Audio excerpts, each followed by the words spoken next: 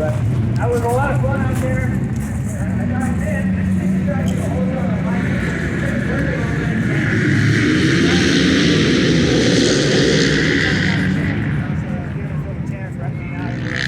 Anyway, it's always fun. Mike and I have been racing since '87 together.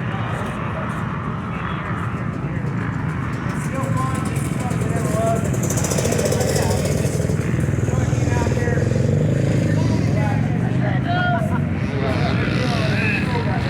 I'll never forget the fun from last year.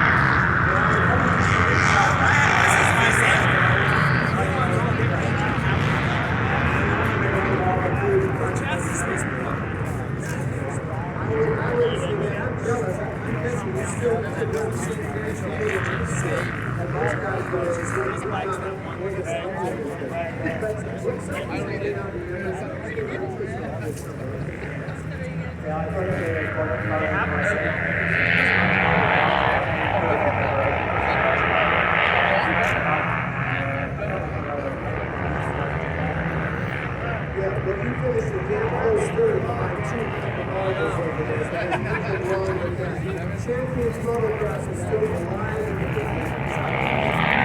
Well, thank you very much for being out here. He was watching me.